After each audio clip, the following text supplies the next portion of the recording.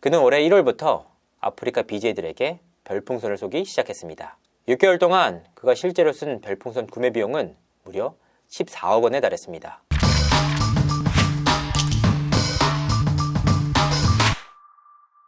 시청자 여러분 안녕하세요. 연예 대통령 이진호입니다.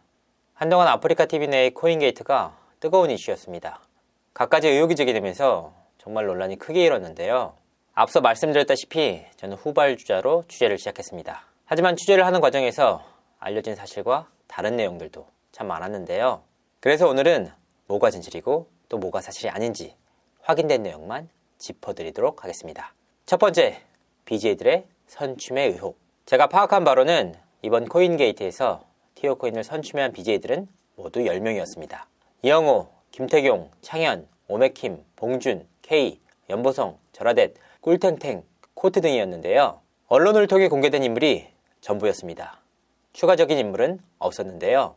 솔직히 티오코인을 선춤한 BJ들은 비난받아 마땅합니다.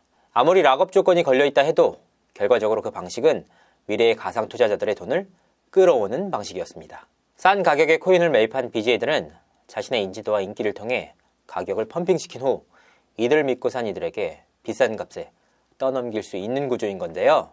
결국 BJ들이 자신의 팬과 시청자들을 돈벌이로밖에 생각하지 않았다는 의미입니다.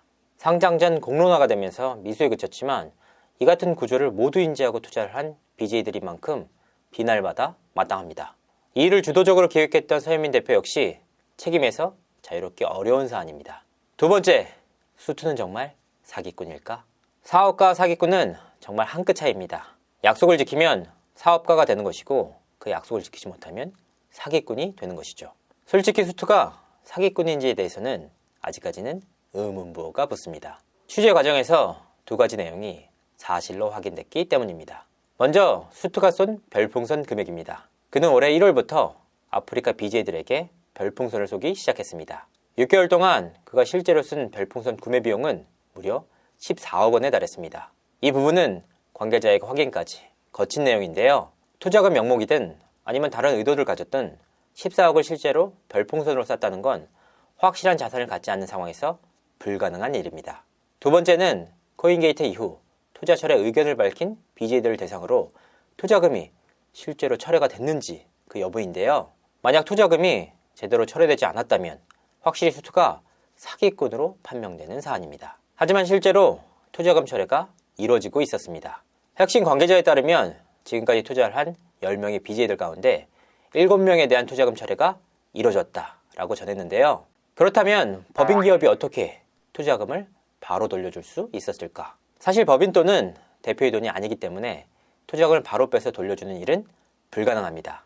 이 일에 대해 한 내부 관계자는 당장 급한 대로 서현민 대표가 개인 돈을 사용해 BJ들의 투자금을 철회해주고 있다라고 전했습니다. 세 번째, 코트는 왜 코인 투자자 명단에 없는 걸까? 코트는 이번 코인게이트에 있어 가장 핵심적인 인물입니다. 그의 전 여자친구인 쪼다의 폭로로 이번 코인게이트의 진상이 밝혀졌기 때문인데요. 흥미로운 사실은 정작 코트는 투자자 명단에는 이름이 기입되지 않았습니다. 코트 때문에 터진 게이트인데 왜 그의 이름이 없는 걸까? 특히 코인게이트가 처음 터졌을 당시 코트는 자신의 전 재산을 투자했다라고 밝힌 바 있었는데요. 코트가 언급한 내용은 이랬습니다. 코인 투자는 계약서 없는 2억. 그 전에 회사에 투자한 것들은 돌려받기로 했음. 7월 초에 주신다고 함. 20억 아님. 아니 본인이 2억이나 투자했다고 밝혔는데 왜 명단에는 없는 걸까? 거기에는 분명한 이유가 있었습니다. 코트의 투자는 자금 위탁 방식이었다고 합니다. 500억 원대 자산가로 알려진 수투의 배경을 보고 전 재산 투자를 결정한 것이죠. 내부 관계자에 따르면 코트가 위탁한 자금 중 일부인 2억 원을 코인에 투자하겠다라고 코트에게 고지를 했다고 합니다. 하지만 코트는 코인은 잘 모르는 분야이기 때문에 투자를 하고 싶지 않다라고 밝혔다고 하는데요. 이 같은 코트의 뜻에 따라 실질적으로 코인에는 투자가 이루어지지 않았다고 합니다. 그가 코인 투자자 명단에서도 제외된 이유이기도 합니다. 대신 코트의 돈은 글로벌 오더라는 회사에 투자를 하는 방식으로 진행됐다고 하는데요.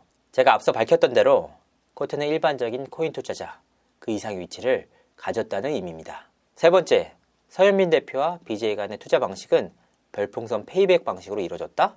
사실 이번 이슈에 있어 가장 논리적으로 성립하지 않는 내용입니다. 이번 의혹을 제기한 구제혁 씨에 따르면 4억 원으로 10억 원을 투자하는 방법이 있다라고 전했습니다. 서현민 씨가 5억을 별풍선으로 쏘면 파트너 BJ는 아프리카 수수료 20%를 뗀 4억 원을 받을 수 있다. 그 4억 원을 티어코인 투자금으로 정한다면 BJ들이 서현민 대표에게 실제로 돈을 넣지 않고도 투자가 가능하다. 이런 주장이었는데요.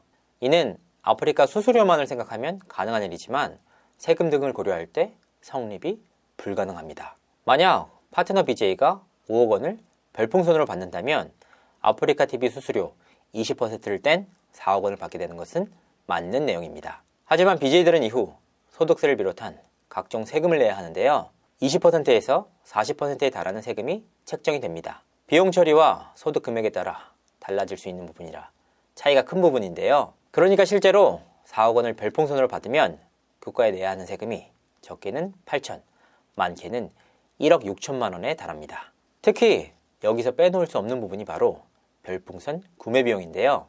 5억을 쏘기 위해서는 10%의 수수료를 아프리카에 내야 합니다. 실제로는 5억 5천만 원을 써야 5억 원어치의 별풍선을 쏠 수 있다는 의미인데요. 그러니까 서현민 대표 입장에서는 5억 5천만 원을 쓰면 실질적인 코인 투자금으로 받을 수 있는 금액이 2억 4천만 원밖에 되지 않는 셈입니다. 결과적으로 50% 이상의 비용이 세금과 부대 비용으로 나가게 되는 셈인데요. 예를 들면 100억 원을 싸도 실질적으로는 50억도 채 못 받는 방식이기 때문에 현실적으로는 불가능한 투자 방식입니다. 네 번째, 수투는 정말 500억 원대 자산가가 맞을까? 확인 결과 이 부분에 대해서는 분명 과장이 있었습니다. 대표적인 경우가 타이거 슈가 직영점 관련 발언인데요. 서현민 대표는 지난 3월 K의 방송에 출연해 타이거 슈가 대표라는 소문에 대해 대표가 아니라 본사로부터 허가를 받아 직영점 11곳을 운영하고 있다라고 밝힌 바 있습니다. 하지만 이후 타이거 슈가 측이 서현민 대표가 직영으로 운영하는 곳은 2곳밖에 되지 않는다라고 밝혔는데요. 제가 관련 서류를 검토한 결과 실제로는 총 7곳을 직영으로 운영하는 것으로 확인이 됐습니다. 다만 나머지 5곳은 타이거 슈가가 아닌 이름을 바꾼 다른 매장으로 운영되고 있었습니다. 그러니까 실제로는 11곳이 아닌 7곳의 매장을 운영하고 있는 셈인데요. 과장된 4곳의 직영 매장에 대해 글로벌 오더 측 관계자는 추가적인 계약을 앞두고 있어 11곳이라고 밝혔던 것 같다. 그 부분은 명확하게 밝히지 않은 서현민 대표의 잘못이라고 짚었습니다. 500억대 자산가란 설 역시 과정된 부분이 있다라고 전해왔는데요. 다만 서현민 대표가 실제로 상당한 자산가인 것은 사실로 보입니다. 실제로 그가 대표로 있는 글로벌 오더의 올해 1분기 매출액은 68억 원을 기록하기도 했습니다. 관계자는 서현민 대표가 40억 원 정도의 현금을 보유하고 있는 상황이라고 귀뜸하기도 했습니다. 5번째, 역캠 투자자가 있다? 이와 관련해선 자료를 직접 확보하진 못했습니다.